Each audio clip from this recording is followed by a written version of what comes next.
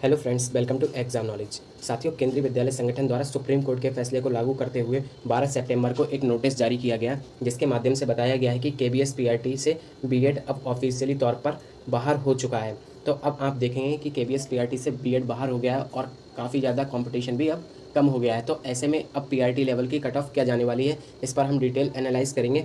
साथ ही आप लोगों को बता दें कि ऐसे कैंडिडेट्स जिन्होंने बीएड के साथ साथ बीटीसी या डीएलएड कर रखा है, तो उनके लिए पोर्टल को ओपन किया जा रहा है। तो वो लोग 13 सितंबर से लेकर के 17 सितंबर तक अपने कोर्स को बीएड कोर्स को बीटीसी से स्विच कर सकते हैं और करेक्शन कर सकते हैं। तो ऐसे लोग ज़रूर से करेक्शन कर लीजिएगा। तो सबसे पहले हम देख लेते हैं पीआरटी की जो वैकेंसी थी केबीएस में, वो थी 6414 पोस्ट। तो इतने पोस्ट पर कितने कैंडिडेट्स ने अप्लाई किया था? तो जब आरटीआई के माध्यम से पूछा गया, तब केबीएस की तरफ से जवाब दिया गया है कि प्राइमरी टीचर यानी कि पीआरटी में 6414 पोस्ट पर 5,97,444 कैंडिडेट्स के एडमिट कार्ड को जारी किया गया है। तो ये एडमिट कार्ड जारी होने वाले कैंडिडेट्स की संख्या है। तो आप देखेंगे कि ये जो संख्या है 5,97,444, इसमें आप देखेंगे बीटीसी और बीएड दोनों के कैंडिडेट्स शामिल हैं। और जैसा कि आप सभी को पता है कि अभी बीपीएससी की भर्ती चल रही है और वहाँ से भी बीएड को बाहर कर दिया गया है।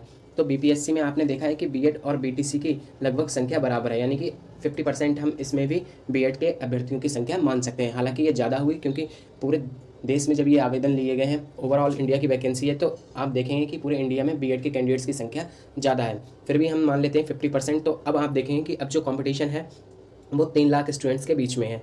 तो आपको ये संख्या बड़ी लग रही होगी, 3 लाख काफ़ी संख्या है, लेकिन फिर भी यदि आप ये देखेंगे कि जो केबीएस की वैकेंसी है ये ऑल ओवर इंडिया है, यानी कि पूरे इंडिया के लिए ये रिलीज़ की गई थी वैकेंसी, फिर भी इनमें काफ़ी कम आवेदन आए हैं। तो इसका कारण ये था, एक तो इसकी जो फीस थी वो काफ़ी ज़्यादा थी, 1500 रुपये इसकी फ़ीस थी, और साथ ही इसमें जो एज का क्राइटेरिया है वो जनरल यानी कि यूआर के कैंडिडेट्स के लिए 30 का ही है, जो कि अगर किसी स्टेट वाइज वैकेंसी आती है तो वहाँ पर कम से कम 40 एज क्राइटेरिया रखते हैं यूआर का पीआरटी लेवल पर। तो ये तो बात हो गई कितने वैकेंसी पर कितने कैंडिडेट्स ने अप्लाई किए। तो चलिए अब हम देख लेते हैं अपने एनालाइसिस को।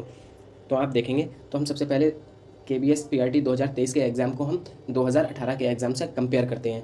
तो आप सभी को पता है कि 2018 में जो वैकेंसी आई थी वो थी 3000, और अभी जो वैकेंसी है वो है 6414, और ये लगभग 2 गुनी से भी ज़्यादा वैकेंसी, यानी कि 2018 में जितनी वैकेंसीज आई थी उससे 2 गुना ज़्यादा वैकेंसी हैं। तो एक प्लस पॉइंट यहाँ पर ये हो जाता है। वहीं आप देखेंगे कि 2018 में बीएड के कैंडिडेट एलिजिबल थे, जबकि 2023 में बीएड के कैंडिडेट को आउट कर दिया गया है। तो एक प्लस पॉइंट ये हो जाता है। साथ ही एग्ज़ाम जो था 2018 में वो ऑफलाइन हुआ था, और इस बार जो एग्ज़ाम हुआ है वो ऑनलाइन मोड में हुआ है। तो साथियों, आप सभी को पता है कि ऑफलाइन मोड में एग्ज़ाम देना थोड़ा ज़्यादा सिंपल होता है, जबकि कंप्यूटर पे एग्ज़ाम देना थोड़ा ज़्यादा टफ रहता है। किसी किसी की डिवाइस सही से वर्क करती है, नहीं करती है, और बहुत से लोगों को कंप्यूटर पे एग्ज़ाम देने में भी दिक्कत होती है। अब बात करते हैं कि 2018 में जो एग्ज़ाम हुआ था वो था सिंगल शिफ्ट में, और वहीं अभी जो 2023 में आपका एग्ज़ाम हुआ है ये हुआ है मल्टीपल शिफ्ट में। तो जब सिंगल शिफ्ट में आपका एग्ज़ाम हुआ है तो कोई भी नॉर्मलाइजेशन का चांस नहीं बनता है, जबकि जब 2023 में आपका जो एग्ज़ाम हुआ है वो काफ़ी ज़्यादा शिफ्ट में हुआ है, इसलिए सभी शिफ्ट के जो एग्ज़ाम का लेवल था वो डिफरेंट था। तो उनको बराबर करने के लिए, इक्वल करने के लिए नॉर्मलाइजेशन मेथड को ज़रूर से ज़रूर अपनाया जाएगा। तो नॉर्मलाइजेशन मेथड 2023 में आपका 100% लागू होने वाला है, और नॉर्मलाइजेशन का आप लोगों को फ़ायदा भी मिलेगा और हो सकता है किसी कैंडिडेट का नुकसान भी हो जाए। तो चलिए, 2018 में जो आपका एग्ज़ाम था वो था 150 मार्क्स का, वहीं 2023 में आपका रिटन एग्ज़ाम है 180 मार्क्स का, 180 मार्क्स का। तो ये तो बात हो गई कंपैरिजन की। अब हम जरा 2018 से कट ऑफ को कंपेयर कर लेते हैं। तो ये आप जो कट ऑफ देख पा रहे हैं ये ऑफिशियल कट ऑफ है रिटन एग्जाम की 2018 की। यूआर की 95 कितने मार्क्स का था? 150 मार्क्स का। और आप परसेंटेज में देख पा रहे होंगे तो ये लगभग 63.33% बन रही है। ऐसे ही आप देखेंगे ओबीसी में 94 परसेंटेज लिखा हुआ है, एससी की 88, एसटी की 79, ओएच की 83 और बीएच की 70। तो और इस तरफ आप परसेंटेज भी देख सकते हैं कितनी परसेंटेज कट ऑफ गई थी। तो चलिए हम मान लेते हैं यदि 2018 की सेम परसेंट पर कट ऑफ जाती है तब कट ऑफ कितनी जा सकती है। तो ये जो आपकी कट ऑफ होगी फिर यूआर की 114, ओबीसी की 113, और 2018 में ईडब्ल्यूएस नहीं था तो ईडब्ल्यूएस और ओबीसी की लगभग बराबर ही कट ऑफ जाती है। तो हम मान लेते हैं ईडब्ल्यूएस की भी कट ऑफ 113 जाने वाली है। वहीं एससी की इस परसेंट पर 2018 के अकॉर्डिंग 105 कट ऑफ जा सकती है, एसटी की 95, ओएच की 100 और बीएच की 84। तो ये जो कट ऑफ है ये 2018 के अकॉर्डिंग है। तो क्या ये सेफ स्कोर होने वाला है या नहीं? तो चलिए आगे देखते हैं हम कि अब इस बार 2023 में कितनी कट ऑफ जा सकती है। तो जैसा कि आप सभी देख पा रहे हैं, मान लेते हैं कि जो हमारा एग्ज़ाम जो इस बार लीक भी हुआ है, काफ़ी ज़्यादा आपने न्यूज़ भी देखी होगी, न्यूज़पेपर में काफ़ी आर्टिकल आई थी कि सॉल्वर पकड़े गए हैं, तो इससे भी इफेक्ट पड़ता है कट ऑफ पर। और एग्ज़ाम लेवल लोग बता रहे हैं कि 2018 से इस बार का लो था, हम ये भी मान लेते हैं। और ये बात भी काफ़ी बार और कोचिंग संस्थानों के द्वारा, यूट्यूबर्स के द्वारा बताई जाती है कि 2018 में उतनी ऑनलाइन कोचिंग नहीं थी जितनी ऑनलाइन कोचिंग अभी है। तो चलिए इससे फ़ायदा मिलेगा। जाहिर सी बात है कि कैंडिडेट्स को उस समय साधन इतने नहीं थे तैयारी करने के, लेकिन इस समय काफ़ी ज़्यादा साधन हैं आप लोगों के पास। तो अब हम अपनी एक्सपेक्टेड कट ऑफ देख लेते हैं। देखिए साथियों, जो इंटरव्यू की कट ऑफ है वो आप मान करके चलिएगा 65 से 67% से अधिक नहीं जाने वाली है बीएड के बाहर होने के बाद। जो आपकी फाइनल कट ऑफ है वो जरूर आपके 70-72% जा सकती है, और 70-72% जाने पर अभी आपके पास इंटरव्यू है, आप वहाँ पर अच्छा परफॉर्म करेंगे तो आप भी इस कट ऑफ को भी पार कर लेंगे। लेकिन जो इंटरव्यू की है वो रिटेन एग्जाम की मार्क्स के 65 से 67% से ज़्यादा नहीं जाने वाली है। तो देखिए इस तरह से आप देखेंगे तो यूआर की जो कट ऑफ बनती है वो है 117 से 120 के बीच में।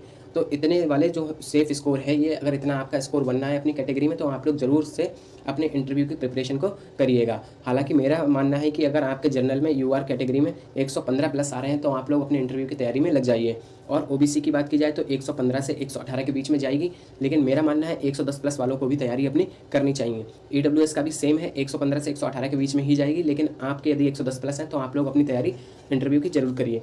एससी की बात की जाए तो 106 से 109 के बीच में, 102 प्लस यदि आपके हैं तो आपको तैयारी करनी चाहिए।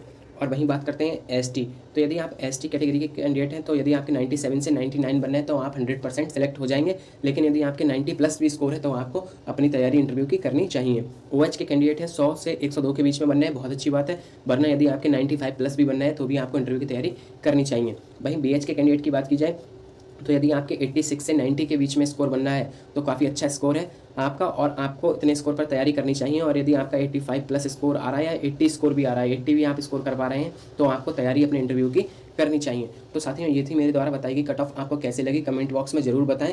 और आप देखेंगे कि यही आपकी कट ऑफ जाने वाली है। तो जो मैंने अभी अपने पास से जो सेफ स्कोर बताया है, तो यदि आपका इतना स्कोर बनना है अपनी अपनी कैटेगरी में तो आप लोग ज़रूर से अपने इंटरव्यू की प्रिपरेशन करिएगा। अब हम आगे कुछ पॉइंट को देख लेते हैं।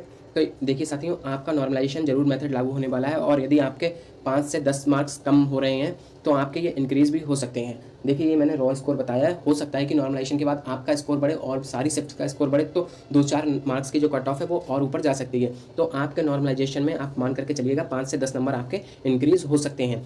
अब काफ़ी कैंडिडेट्स का सवाल है कि सर हम ओबीसी से हैं या एससी से हैं, हमारे 120, 125, 130 आ रहे हैं, तो क्या हम यूआर की सीट पर सिलेक्ट हो पाएंगे? तो देखिए यूआर की सीट पर वही कैंडिडेट सिलेक्ट हो पाएगा जो कि यूआर के क्राइटेरिया को फुलफिल कर रहा होगा। कैसे?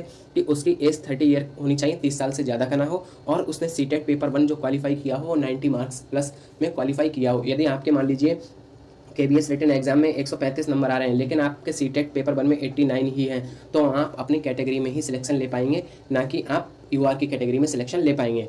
तो ये थी आपके लिए वीडियो। आपको वीडियो कैसी लगी जरूर बताएं और चैनल को भी सब्सक्राइब कर लें।